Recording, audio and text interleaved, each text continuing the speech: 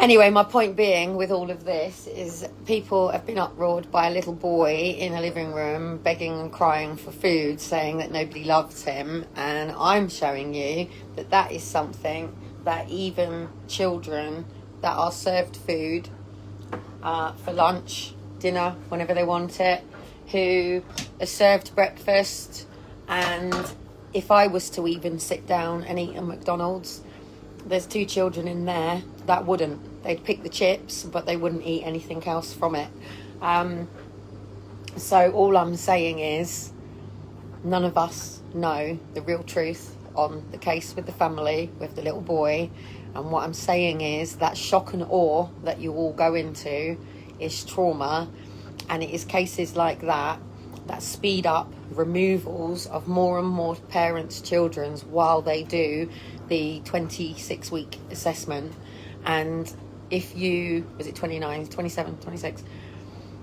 And you can make any parent look like horrible. I've got 2 children in there right now that are covered in bruises and scratches from playing and fighting with each other, from playing on the park, from knocks and things like that.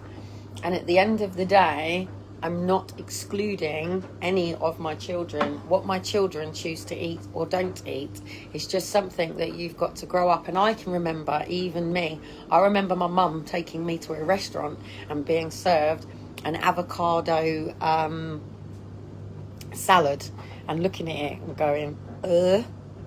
And now it's something that I really love and really enjoy. I can remember as a kid going to a Chinese restaurant, and even the chips that they gave me at the Chinese, going, these are not proper chip shop chips. So at the end of the day, listening to a child crying, nobody loves me, and begging for food, you can turn that video into absolutely anything. I could very easily play a video of my son coming in saying he's hungry, when today they have had breakfast, dinner and tea and rejected pretty much all of it today.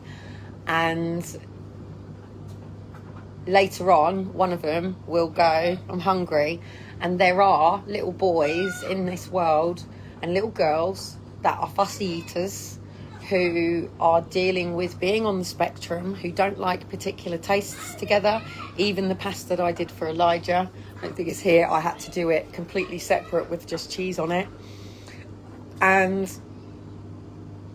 you just can't read the newspaper and go, wow, because you could be persecuting a really innocent family here who has an autistic son who's picky eater and banging his head on things, and you don't know if that side of things are not being reported. I'm not saying that these haven't done it, but from everything that I see on the case, my intuition and everything is screaming me that that's not how it's portrayed in the media.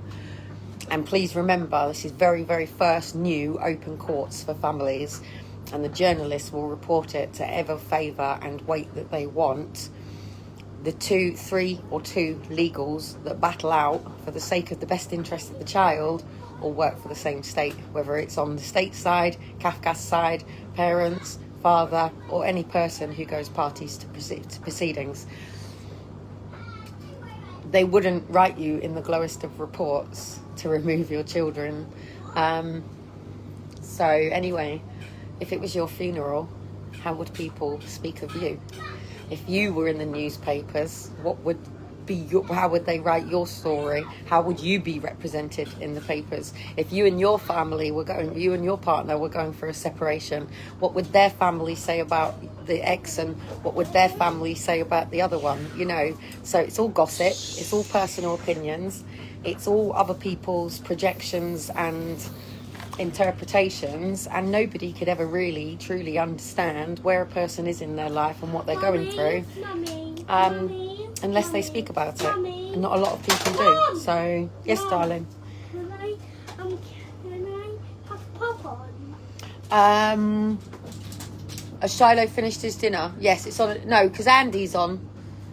Okay. We're meant to be getting up and out, but I'm trying to make sure that both my kids are all fed, ready to go out, because once we're out and about, I'm uploaded with goodness knows how many shops. I still haven't sorted my cash card out. And obviously, I'm not paid until Saturday. Dean's paid on Wednesday. But, you know, everybody's dealing with just a really small budget, aren't they? Unless you understand multiple sources of income. So, yeah, that's why I did that.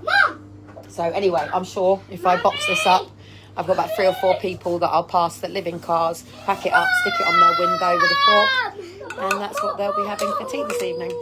So